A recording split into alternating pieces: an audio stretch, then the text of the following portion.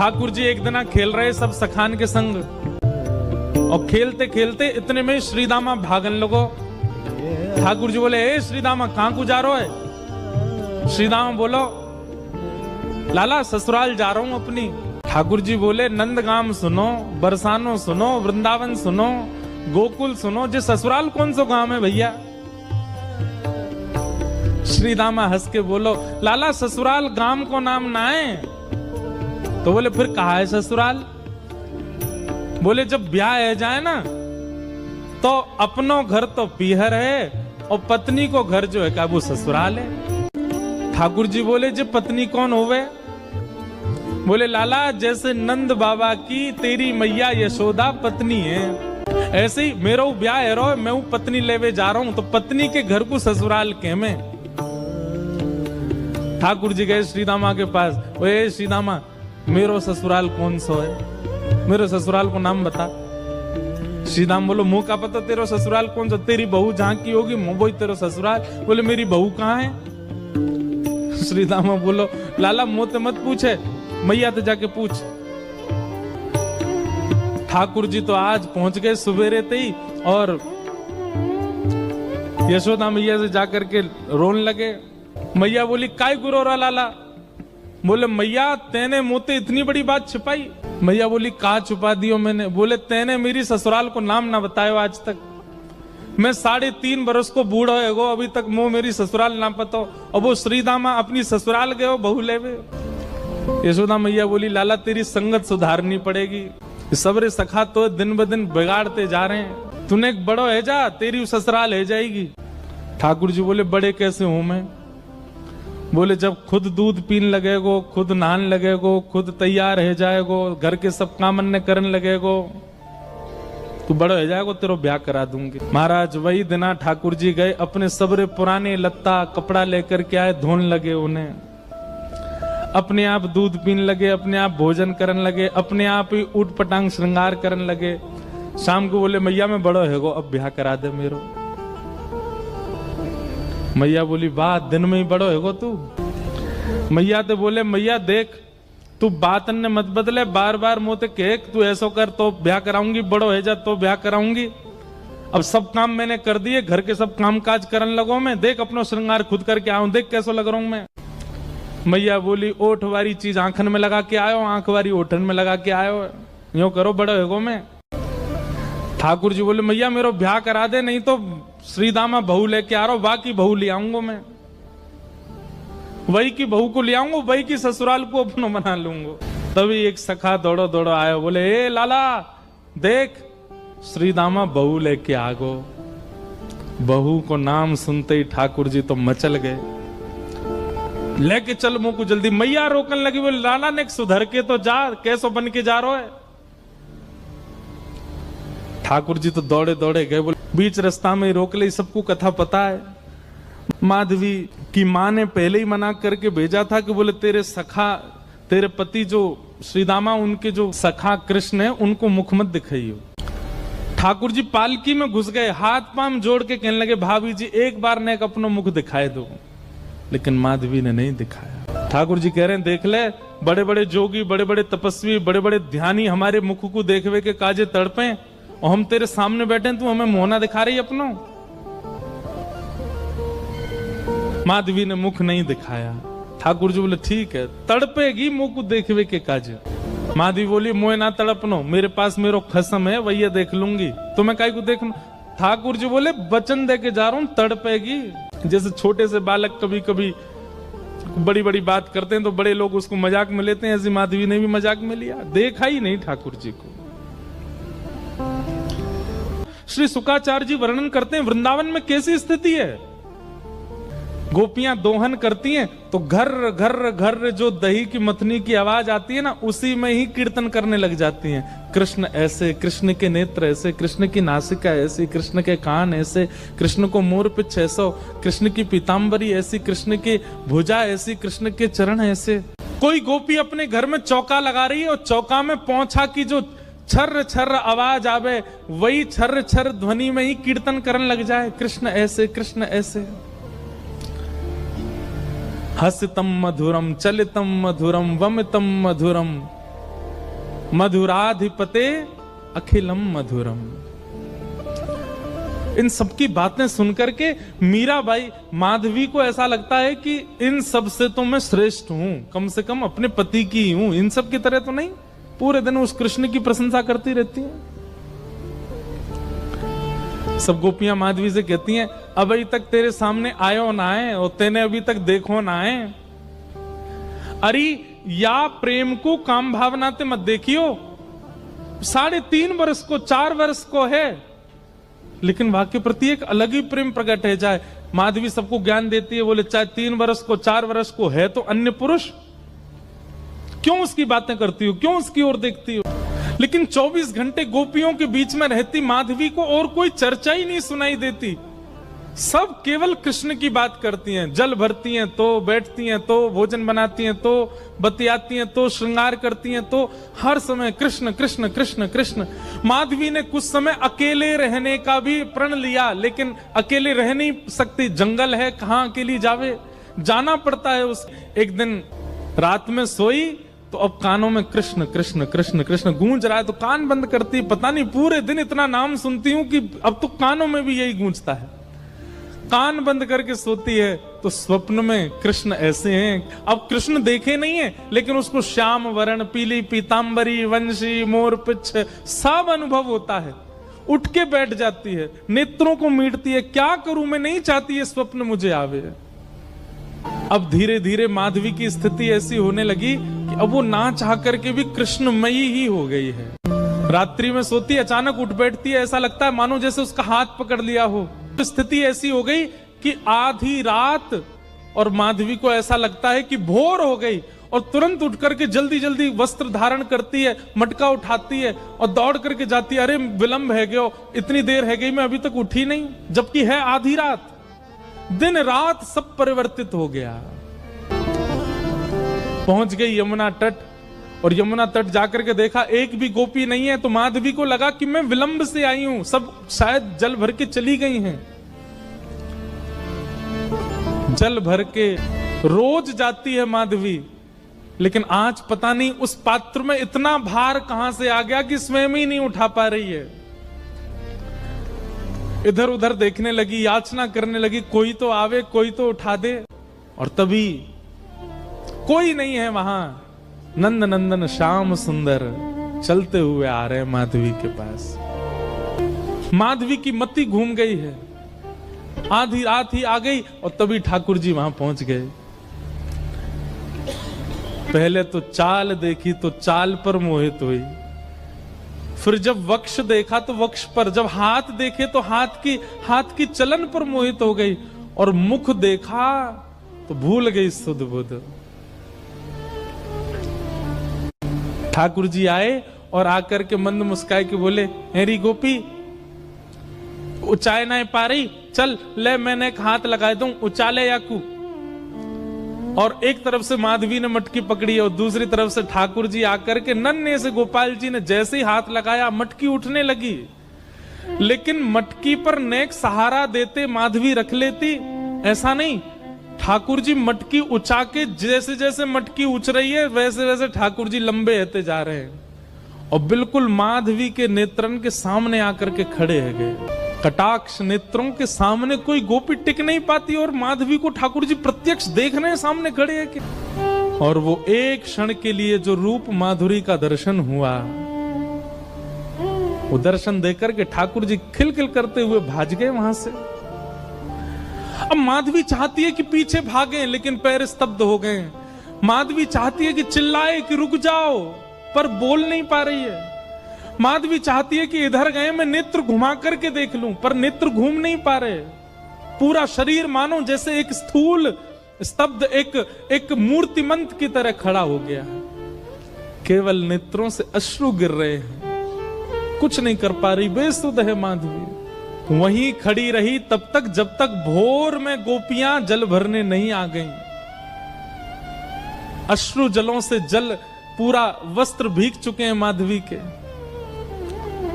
और तभी सब गोपियां आई, आकर के देख, अरे ये माधवी ये पहले ही आ गई जल भरवे।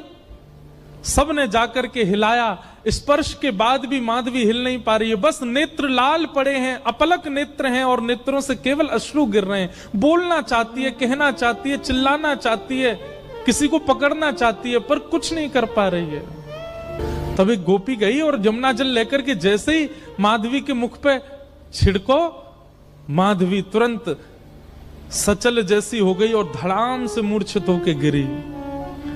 गोपियां सब उसके चरण मसलने लगी, हाथ पकड़ने लगी, सिर सहलाने लगी और जैसे होश में आई, होश में आती बस रो रही है और पूछ रही है वो कहां है, मोहिनी मूरत सांवली सूरत, वो कहां है। जिस गोपी ने अपना मुख छुपाया ठाकुर जी से, जिस गोपी ने अपना मुख छुपाया मां के कहने पर ठाकुर जी से, जब उसने ठाकुर जी को देखा तब उसके मन में आया कि अरे मां, विश्व की मां तो बालकों का कल्याण करने वाला पथ दिखाती है, पर आपने मुझे कैसा मार्ग बताया। जिस संसार से मुख छुपाना चाहिए था उसको तो दिखाने की आज्ञा दी और जिनको दिखाना चाहिए था उनसे छुपाने की कह दी। बस कृष्ण दिखें कैसे भी। समय आया, इंद्र पूजा बंद करके सब ब्रजवासी गोवर्धन पूजा करने के लिए गए और 84 कोस के जितने ब्रजवासी हैं सब इकट्ठे भये। और वहीं इंद्र ने जब कोप करके वर्षा की, 7 बरस के ठाकुर जी ने 7 कोस लंबे चौड़े गिरिराज पर्वत को अपनी बाम हस्त की कन्नी उंगली पर धारण किया। और जैसे ही ठाकुर जी ने गिरिराज जी धारण किए, दूर दूर खड़े हुए लाखों ब्रजवासी सब गिरिराज जी के समीप आ गए, सब भीतर आके खड़े हो गए। सब में आपस में चर्चा चल रही है। अब गिरिराज जी 7 कोस लंबे हैं और दूर दूर वाले ने तो ठाकुर जी दिखे ही नहीं रहे हैं। सब बस ये कह रहे हैं नंद के लाला ने गिरिराज जी उठा लिए, नंद के लाला ने पर्वत उठा लियो, नंद के लाला ने पहाड़ उठा लियो। यही चर्चा जब माधवी के कान में पड़ी तब माधवी बोली शायद अब तो सबके बीच में ठाकुर जी अब तो दिख ही जाएंगे, क्योंकि जब जब श्याम सुंदर को देखने माधवी जाती नेत्रों में जल आ जाता, धुंधलापन आ जाता, ठाकुर जी दिखते नहीं, क्योंकि शाप दे दिया ठाकुर जी ने। और ये शाप नहीं है, ये शाप नहीं है, ये विरह है।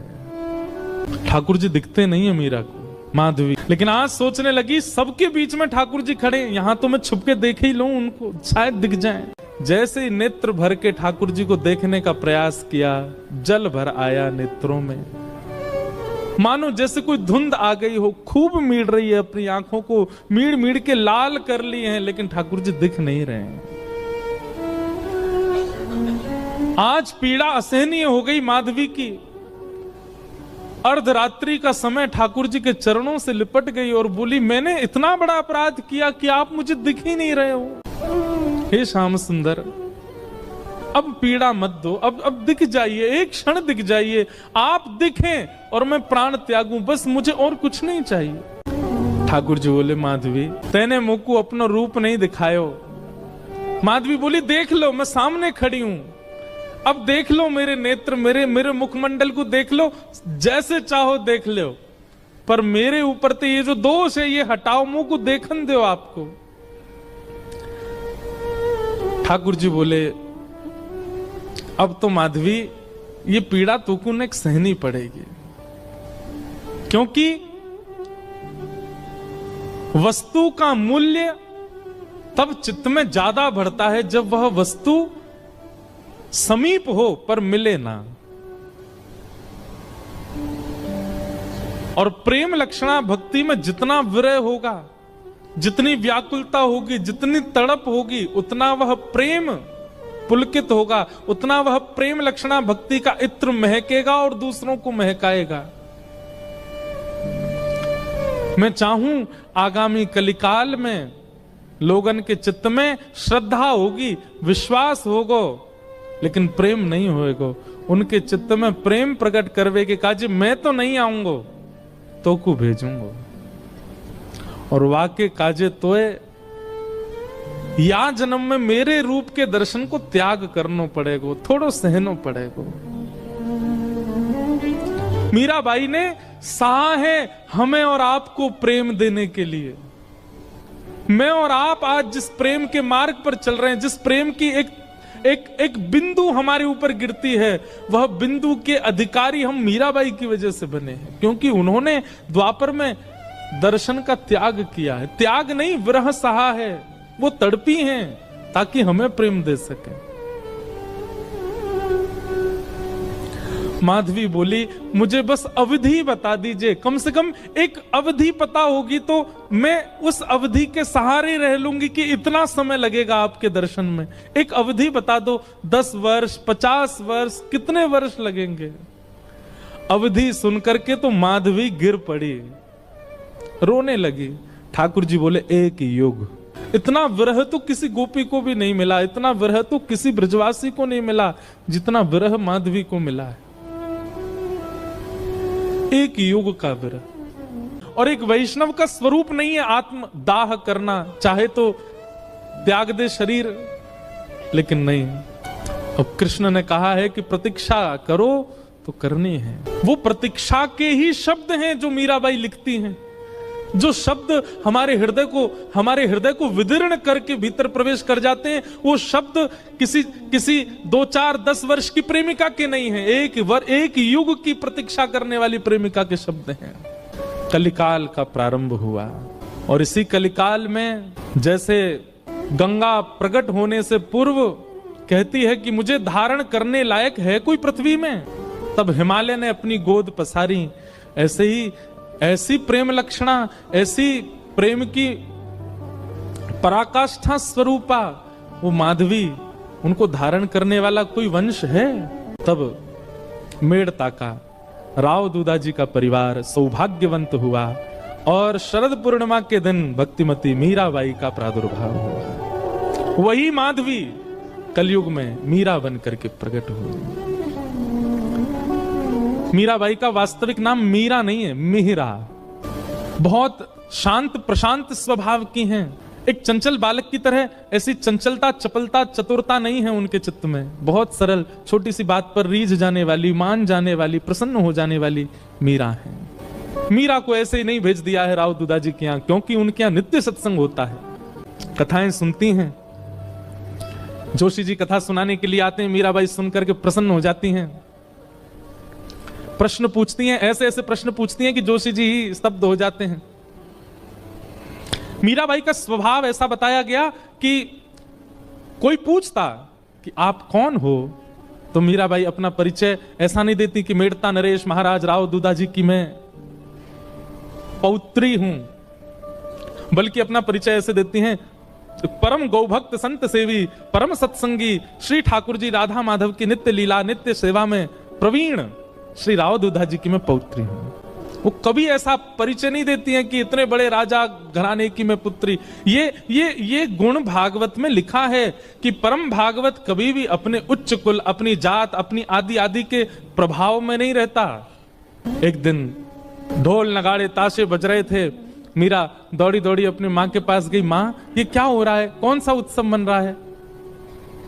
तो माँ ने कहा, मीरा ये बारात जा रही है, एक लाली का ब्याह हो रहा है, उसका पति जा रहा है अपने परिवार के साथ नाचता गाता हुआ, ब्याह करके उसको अपने घर ले जाएगा।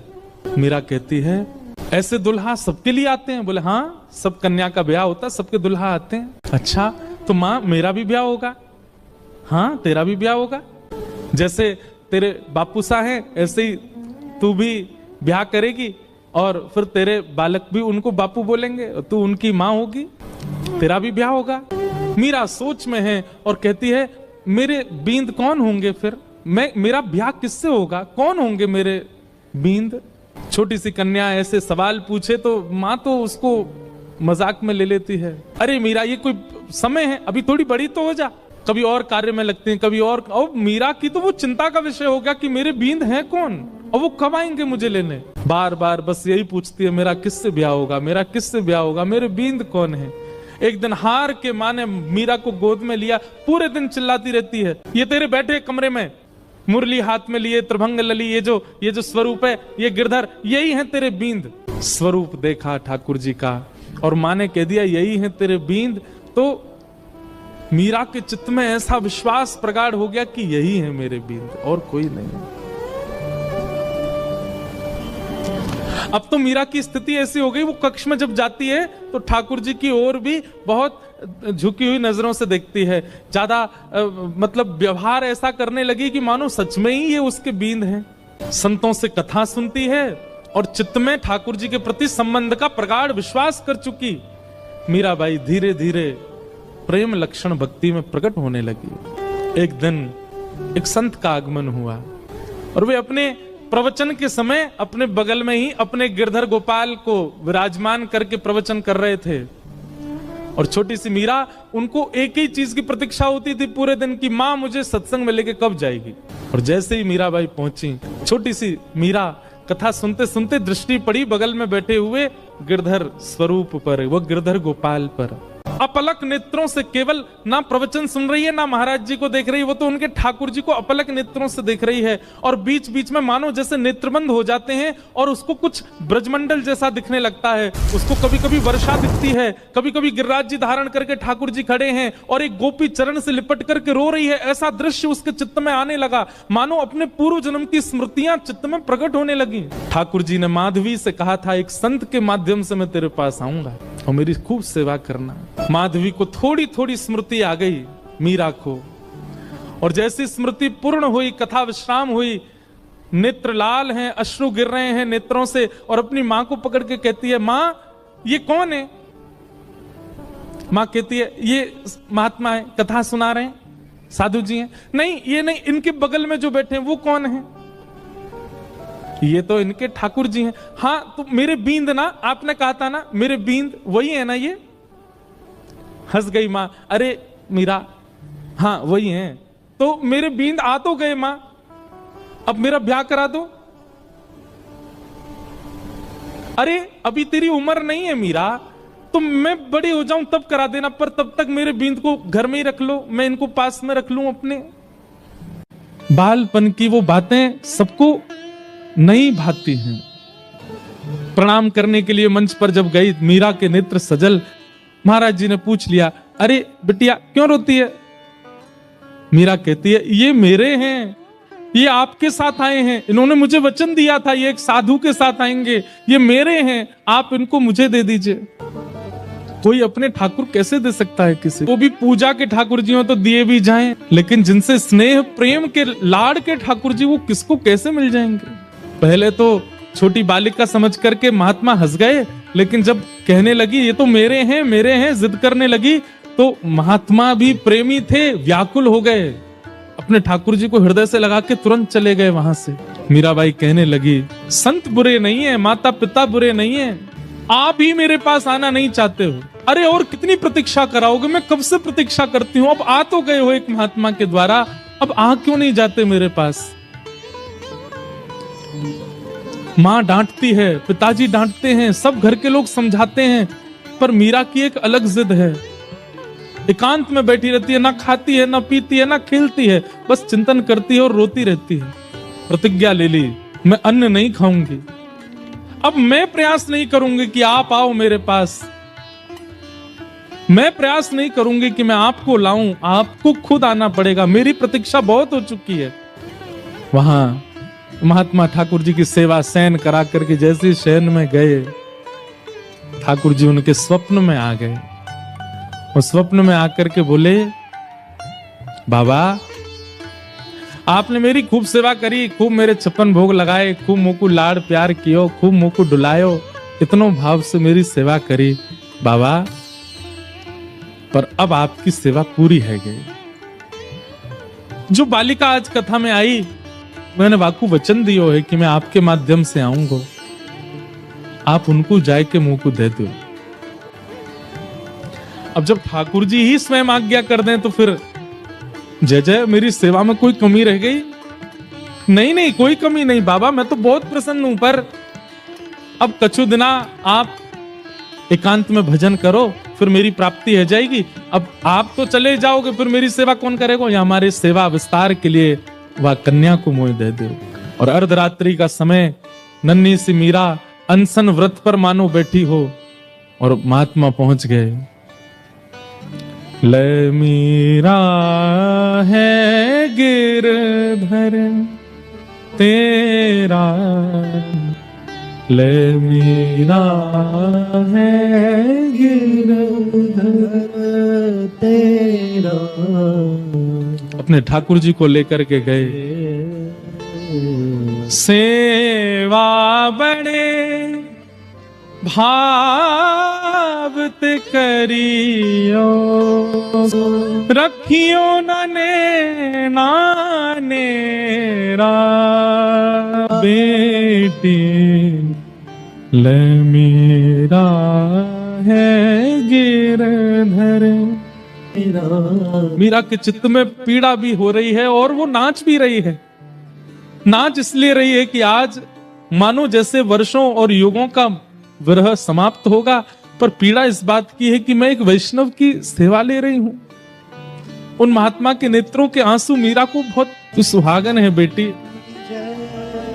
ये पहले मुझसे रीझे थे, मेरे पास आए, लेकिन अब ये तो से रीझ गए हैं। मैं अपनी तरफ से नहीं दे रहा हूं, ठाकुर जी ने आके मुझे आज्ञा दी है कि वो तोते सेवा कराना चाहें। मीराबाई को ठाकुर जी दे दिए हैं।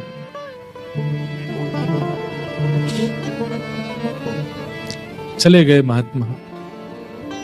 ये ठाकुर जी का नियम है बंधु, एक को संयोग देते हैं तो जिसको संयोग दे रहे हैं मानो किसी को वियोग देके आए, और जिसको संयोग दिया है वो तैयार रहे, एक दिन वियोग मिलेगा। बस आनंद में रहती है, प्रसन्न रहती है, झूमती रहती है, मानो अब इससे बड़ा सुख उनके जीवन में और कुछ नहीं है, आनंद है। और तभी एक अवस्था हो गई मीराबाई की, प्रेम तो चित्त में खूब है, परंतु एक संकट का एक मानो बादल मंडरा रहा था मीराबाई के ऊपर। क्यों?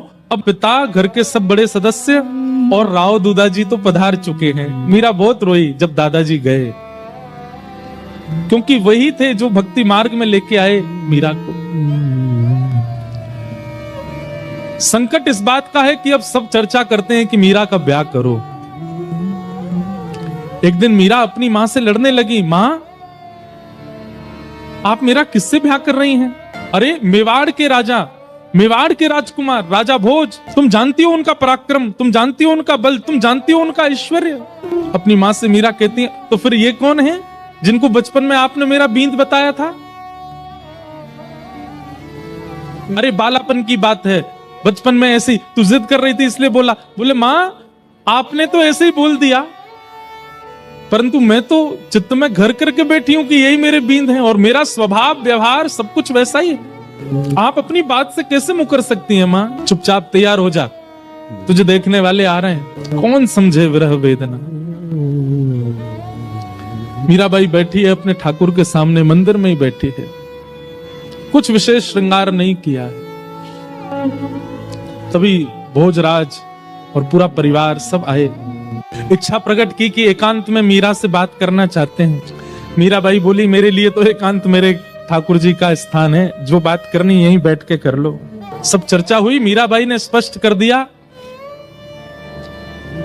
एक पत्नी जो धर्म का निर्वहन करती है, अगर वो अक्षा आप मुझसे रखते हैं और मुझसे ब्याह करना चाहते हैं तो मैं पहले ही आपको स्पष्ट कर दूं कि मैं उन सब धर्म के निर्वहन में बिल्कुल अपूर्ण हूं। आप अपने परिवार में सबसे कह दीजिए मैं उस योग्य हूं नहीं, वो तो मेरे परिवार वाले चाहते हैं, इसलिए मैं आपसे चर्चा कर रही हूं। नहीं तो एक स्त्री का जो धर्म होता है पति के प्रति, ससुराल के प्रति, उन सबको, मैं तो अपने घर के प्रति कोई धर्म नहीं निभा पाती एक पुत्री का, इसलिए मैं आपसे पहले ही स्पष्ट कर देती हूं कि एक पत्नी का धर्म मैं नहीं निभा पाऊंगी। भोजराज का उत्तर सुनने लायक है। बंधुओं, मीराबाई का जिनसे ब्याह हुआ वो अत्यंत कुलीन भाव के, उन्होंने कहा मुझे मंजूर है, मैं भी नहीं आपसे अपेक्षा रखता हूं कि आप पत्नी धर्म का निर्वहन मुझसे करें। आपकी सुबह से अभी तक की गतिविधियां देख करके, आपके विचार भाव और आपके हृदय की स्थिति देख करके मैं जान चुका हूं कि आप सामान्य धर्म में नहीं हैं, परंतु अब मेरी इच्छा और ज्यादा आपसे विवाह करने की इसलिए है कि मैं आपसे पत्नी धर्म का निर्वहन नहीं करवाना चाहता। मैं चाहता हूं हमारी मेवाड़ की भूमि में राजा तो बहुत आते हैं, मेवाड़ की भूमि में बड़े बड़े महापुरुष आते हैं, बड़े बड़े योद्धा आते हैं, पर मेवाड़ की भूमि पर अभी तक किसी भक्त के चरण नहीं पड़े। यदि आप मुझसे विवाह करें और हमारी मेवाड़ की भूमि को अपने चरणों से और श्री गिरधर लाल जी के स्थापन से पवित्र कर दें तो ये हमारे लिए बड़े सौभाग्य की बात होगी। मैं इस चर्चा को गुप्त रखूंगा, किसी के सन्मुख नहीं कहूंगा। ये मेरी और आपकी चर्चा है। सबको बताने के लिए विवाह का एक अभिनय होगा, परंतु मैं चाहता हूं कि आपके चरण हमारी मेवाड़ को पवित्र करें। बाकी जैसी आपकी इच्छा होगी, मेरी उसमें कोई अतिशयोक्ति नहीं होगी। और ऐसा कहकर के भोजराज चले गए। मीराबाई ने कोई उत्तर नहीं दिया। लेकिन प्राचीन भारत में कहां पूछा जाता है, सबने पक्का कर दिया ब्याह। मीराबाई एक संत से जाके कहती है कि कभी अगर हृदय में बहुत वेदना होती हो और अपने प्रियतम को बतानी हो तो उसके लिए कोई उपाय है। तब एक संत ने कहा, तुम पत्र लिखा करो और वृंदावन जाने वाले किसी व्यक्ति के हाथ वो पत्र भेज दिया करो। मीराबाई आज पत्र लिखने के लिए बैठी है और पूरे कक्ष में केवल खाली पत्र पड़े हैं, लिख नहीं पा रही है। बार बार एक एक पन्ना फाड़ती है, फिर कुछ लिखती है और लिख करके फिर उसको फेंक देती, फिर दोबारा लिखती है, फिर फेंक देती, फिर लिखती है। किसी ने आकर के कहा, मीरा ये क्या करती है तू, इतने पत्र पड़े, ये सब क्या है? पत्तियां मैं कैसे लिखूं, लिखी ही न जाए। क्यों? कलम धरत मेरो कर कांपत है। मीराबाई कहती है, मैं लिखने के लिए बैठती हूं, पहले तो शब्द याद नहीं आते और जैसे तैसे अपनी स्थिति। बंधुओं, एक बात याद रखिएगा, विरह की स्थिति शब्द बयां नहीं कर सकते। वो शब्द नहीं बता सकते कि आपकी स्थिति कैसी है। आप कितना भी प्रयास कीजिए बोलने का, बताने का, नहीं बता पाओगे, क्योंकि विरह प्रेम शब्द की इतनी क्षमता नहीं कि वो आपका विरह प्रेम प्रकट कर सके। लेकिन मीराबाई कहती है, जैसे तैसे मैं लिखने का प्रयास भी करती हूं। कलम धरत मेरो कर कांपत है। और जैसे तैसे लिख भी देती हूं, इतने नेत्रों से अश्रु गिरते हैं कि जो लिखा सब बह जाता है।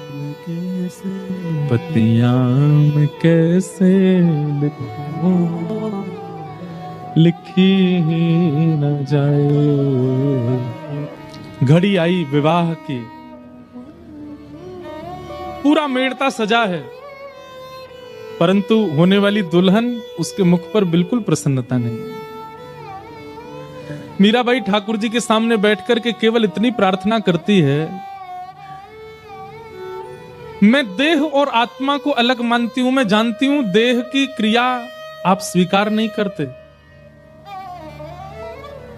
देह भले ही कोई और वर्ण करके ले जाए, कम से कम आत्मा आपकी है, ये स्वीकार करके मुझे कैसे भी बता दीजिए कि आपने मुझे स्वीकार कर लिया। मुझे और कुछ नहीं चाहिए।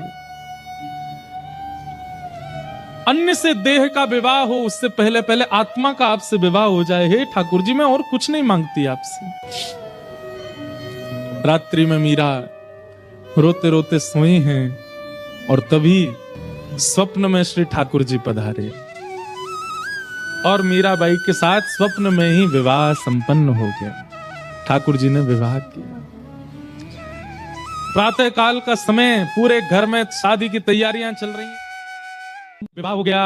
विवाह के बाद उनके पति अनुकूल थे, उनके पूजा में कभी विक्षेप नहीं होने देते थे। लेकिन ठाकुर जी की पता नहीं कैसी लीला है कि जो अनुकूल होता है भक्ति में, उसको दूर कर देते हैं। और एक दिन आगरा के युद्ध में उनको इतने बाण लगे कि वे मरणासन अवस्था में आ गए। भोजराज मीरा के प्रति गुरु का भाव रखते हैं। भोजराज कहते हैं, मैंने आपका स्पर्श कन्यादान के समय किया था, आपके हस्त कमल का, परंतु अब मुझे लगता है मेरा अंत समीप है, उससे पूर्व मैं एक बार आपका स्पर्श करना चाहता हूं। मीराबाई कुछ नहीं बोली। भोजराज कहते हैं, मैं एक बार केवल आपके श्री चरणों का स्पर्श करना चाहता हूं। ठाकुर जी के पास गई, अपने गिरधर गोपाल की प्रसादी माला लेकर के आई और भोजराज के गले में पहनाई। और अपना हस्त कमल उनके शीश पर फेरती हैं मीरा। श्रृंगार के रूप में मीराबाई को देखते देखते देखते मानो जैसे उनके पति को साक्षात युगल ही एक रूप में हो ऐसा दिखने लगा। उनके पति अपने प्राण त्याग देते। तो पूरे मेवाड़ में एक भी व्यक्ति मीराबाई के पक्ष का नहीं है। खूब यातनाएं देते हैं, प्रताड़ना करते हैं, उपहास करते हैं, पर मीराबाई को इससे कोई फर्क नहीं पड़ता। एक बार जब वैद्य को विष बना करके देना पड़ा और मीराबाई चरणामृत समझ के पी गई, कुछ हुआ नहीं, तब उसी वैद्य को 2 बूंद पिला दी गई राणा के द्वारा, मर गया वो वैद्य। तब मीराबाई के चित्त को क्षोभ हुआ कि मुझ तक पीड़ा रहे मैं सह लूं, पर मेरे अलावा किसी और को मिले ये मैं सहन नहीं कर सकती। गोस्वामी तुलसीदास जी को पत्र लिख करके मीराबाई ने अब पूछा क्या करूं। तब गोस्वामी जी ने आज्ञा की कि अब ऐसों का त्याग करो जो हरि विमुख है। और मीराबाई मेवाड़ से मेड़ता गई। कि मीराबाई को एक दिन फिर नुकुंज का दर्शन हुआ। रात्रि में नित्य ही उनको अनुभव तो होते थे, कभी सुगंधी का अनुभव होता था, कभी नूपुरों की ध्वनि का अनुभव होता था, कभी वंशीनाद का अनुभव होता था। एक दिन कुछ अनुभव हुआ मानो किसी ने पुकारा हो। तभी निधिवन राज में प्रवेश कर गए और वहां अनेक सखियां सहचरियां हैं और मीराबाई सबको देखे इतनी सुंदर हैं सब, और सब मीराबाई को देख के गए, अरे माधवी तू आ गई। अपना नाम माधवी सुनकर के मीरा थोड़ी चकित होती हैं, ये सब मुझे माधवी क्यों बोल रहे हैं, और ये ऐसी अद्भुत कुंज, ये ऐसे अद्भुत साज, ये ऐसे अद्भुत पुष्प, ये पहले तो मैंने कभी देखे नहीं, कि सब मुझे माधवी क्यों कहते हैं। तभी एक द्वार खुला और उस द्वार के भीतर से पीताम्बरी पहने श्याम सुंदर नीलांबर धारण की हुई हमारी किशोरी जी, दोनों युगल सरकार का जैसे ही आगमन हुआ पूरी सभा सुगंधित हो गई, सब नतमस्तक हो गए, जय जयकार करने लगे, पुष्प वृष्टि करने लगे। और मीराबाई उस छवि को देख करके स्तब्ध हो गए। स्तब्ध सी खड़ी है मीरा, और ठाकुर जी मीरा को जैसे ही देखते हैं प्रथम दृष्टि मिली है मीरा से, और ठाकुर जी किशोरी को कहते हैं देखो किशोरी जी माधवी खड़ी है। मीराबाई का शरीर ठंडा पड़ गया, रोम रोम पुलकित हो गया, नेत्रों से अश्रु गिर रहे हैं पर पलक झपक नहीं पा रही है। ठाकुर जी समीप नहीं गए, बस दूर से ही कही किशोरी जी से देखो माधवी आई है। और ठाकुर जी जाकर के सेज पर विराज गए। सब सखियां अपनी अपनी सेवा में लगी हैं, अकेली माधवी दूर खड़ी है, कुछ पता नहीं क्या करना है। ठाकुर जी ने माधवी की ओर देखा और ज्यों-ज्यों ठाकुर जी नयन भर के देखते हैं मीरा को, त्यों-त्यों मानो जैसे प्राण निकलने को होते हैं। नेत्र बंद हो गए मीराबाई की और संपूर्ण लीला द्वापर युग की माधवी रूप की उनको दिखने लगी। एक गोप कन्या माधवी जिसका ब्याह श्री दामा से हुआ, ठाकुर जी मुख देखने के लिए आए, सब लीला देख रही है वहीं बैठ करके निकुंज में। और आज मीराबाई को स्पष्ट हुआ कि ये इतना प्रेम जो मेरे चित्त में संदिग्ध था, इसका कारण क्या है। और यहां तक की लीला, जब तक ठाकुर जी ने गिरिराज जी धारण किए तब तक की लीला, संपूर्ण दर्शन जब माधवी को हुआ, नेत्र खुले तो आंखें लाल हैं, नेत्रों से अश्रु गिर रहे हैं। अब मिल गए हो आप, अब आप मुझे दूर मत कीजिएगा। ठाकुर जी कहते हैं अभी बहुतों का कल्याण आपसे होना है, इसलिए आपको वापस जाना होगा। मीराबाई खूब रोई, खूब मना किया, पर ठाकुर जी बोले अभी आपसे बहुतों का कल्याण होना है, आपको जाना पड़ेगा। और निकुंज में जाके सब दर्शन करके मीराबाई वापस आई। यहाँ मेवाड़ में अकाल पड़ गया, पूरे मेवाड़ में भूख लगी। खूब प्रयास किए राणा ने, लेकिन पता नहीं चला कि भाई इसका कारण क्या है। तब एक साधु ने जाकर के कहा ये वैष्णव अपराध लगा है मेवाड़ को, भक्तिमती मीरा का इतना अपमान किया है तुम लोगों ने, इसलिए तुम्हारे राज्य की ये दशा हो रही है। इसको सुधारना चाहते हो तो एक ही उपाय है, पुनः मीराबाई के चरण मेवाड़ आएंगे तो ही मेवाड़ समृद्ध होगा। ब्राह्मणों को भेज दिया द्वारिका, पता करा कहाँ है मीराबाई, तो द्वारिका में है, तो वहां पर ब्राह्मणों को भेज दिया, बड़े बड़े श्रेष्ठ जनों को भेज दिया, जाओ याचना करके हाथ जोड़ करके जैसे कहेंगी मीराबाई वैसी हम सेवा करेंगे, उनको मेवाड़ ले आओ वापस। मीराबाई स्नान किया, कहाँ से पधारे, तो सब मेवाड़ी भाषा में बात करने लगे। तो मीराबाई समझ गई मैं क्या सेवा करूं। बोले हम आपको ले जाने आए हैं। बोले कहाँ? बोले मेवाड़। मेवाड़ का नाम सुनते ही नेत्र बंद हो गए, सब घूमने लगा मीराबाई के चित्त में। घबरा गई मीराबाई, नेत्र सजल हो गए, मैं हाथ जोड़ती, अब मैं थक चुकी हूँ, अब मैं हार जाऊंगी, अब ये मत कीजिए। बोले आपको अपनी चिंता है, मेवाड़ की चिंता नहीं है? मीराबाई मानो क्रोध में बोल पड़ी हूँ, हाँ अब मुझे मेरी चिंता है, अब तक नहीं थी पर अब है, अब नहीं जाऊंगी। मैं ठाकुर जी से प्रार्थना कर दूंगी, मैं खूब संतों से निवेदन कर दूंगी, सब मेवाड़ जाएं, पर मैं अब वापस नहीं जाऊंगी। राणा ने कहा था यदि मीराबाई ना माने तो अनशन व्रत पे बैठ जाना, मृत्यु पर्यंत कैसे भी आना पड़े मीरा। ब्राह्मण बोले अगर आप वापस मेवाड़ नहीं जाएंगी तो हम मृत्यु पर्यंत प्राण त्याग देंगे, अनशन व्रत करेंगे, अन्न नहीं खाएंगे। मीराबाई चरणों में गिर गई, मैं आपसे प्रार्थना करती हूँ मेरी स्थिति भी समझिए, मेरी स्थिति मनस्थिति अब वापस जाने की नहीं है, आप मेरी बात भी तो मानिए। घोर संकट आ गया मीराबाई के पास, एक तरफ तो वापस मेवाड़ जाने की स्थिति, दूसरी तरफ अब मिलन कुछ दूर ही है। किसी ने जाकर के मीराबाई को कहा कि भाई साहब जल्दी चलिए, समुद्र के तट पर अन्न जल त्याग करके ब्राह्मण 3 दिन से बैठे और धीमे धीमे उनको मूर्छा आ रही है, कहीं ये ब्रह्म हत्या का कलंक द्वारिका को ना लग जाए। अब तो द्वारिका के लोग याचना करने लगे और मीराबाई को इस दृष्टि से देखने लगे कि ये चली जाए यहाँ से, ये जाएंगी तो हमारी द्वारिका ब्राह्मणों के अंत से बच जाएगी। मीराबाई गई, प्रसाद बना करके लेकर के गई और उन ब्राह्मणों के सन्मुख पधराया। प्रसाद देख करके ब्राह्मण प्रसन्न हो गए, बोले अच्छा आप राजी हो गई चलने को, इसीलिए प्रसाद लाई हूं। मीराबाई कहती हैं कि मैं अपने मन से कुछ नहीं करती, मेरे लाल जी जो कराते हैं मैं वो करती। आप प्रसाद पा करके अपना व्रत तोड़िए और मुझे 1 दिन का समय दीजिए, मैं ठाकुर जी से अंतिम बार पूछना चाहती हूँ, यदि वे आज्ञा दे देंगे तो मैं चलूं। ब्राह्मणों ने अपना अनशन तोड़ दिया और ब्रह्म मुहूर्त का समय, पूरी द्वारिका इकट्ठी हो गई है, सब देखने को तैयार हैं आज क्या होगा। कई लोग चाहते हैं कि मीराबाई द्वारिका से जाए ना, और कई लोग चाहते हैं कि ब्राह्मण अपना प्राण त्यागें, इससे अच्छा तो ये चली जाएं। सुबह सुबह मीराबाई द्वारिकाधीश के मंदिर पहुंची, मंगला आरती हो रही है ठाकुर जी की और मीराबाई सामने खड़ी है, देख रही हैं ठाकुर जी। ब्राह्मण बोले पूछ लीजिए ठाकुर जी से क्या आज्ञा है। मीराबाई गाती हैं अपने जीवन का अंतिम पद ठाकुर जी के आगे, साजन ज्यों जानो सुध लीजो, साजन ज्यों जानो सुध लीजो, तुम बिन मोरे और न कोई, रिया रावरी की जय। साजन, मीराबाई या तो अपने पद में सांवरिया शब्द कहती है या तो अलग अलग नामों से पुकारती है, पर आज द्वारिकाधीश को साजन कह रही है। साजन माने पति। आपको जैसे लगे मेरी सुध एक बार ले लीजिए, आपके बिना मेरा कोई नहीं है, आप मेरी सुध ले लीजिए, एक बार पूछ लीजिए, एक बार देख लीजिए मेरी ओर। अब इस संसार में रहने लायक मेरा तन नहीं है, मुझे दिन में भूख नहीं लगती, रात में नींद नहीं आती, लोग मुझे बावली बोलते हैं, लोग मुझे क्या क्या कहते हैं, अब इस संसार के लायक मेरा तन नहीं है नाथ। साजन ज्यों जानो सुध लीजिए। गाते गाते गाते गाते मीराबाई बढ़ती जा रही है द्वारिकाधीश की ओर, रो रही है, नेत्रों से अविरल अश्रुधार गिर रही है। लाखों लोग चारों ओर से घेर के खड़े हैं, मिल बिछुरन मत दीजिए, मिल बिछुरन मत दीजिए, मिल बिछुरन मत दीजिए। अब मिलने की स्थिति, अब बिछड़ने मत दीजिए ना।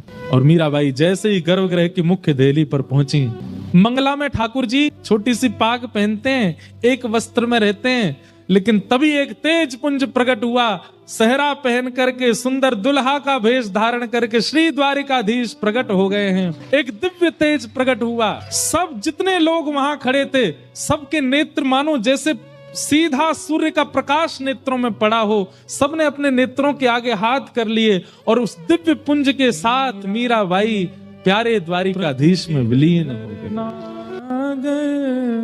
मिल बिछुरन मत दीजे।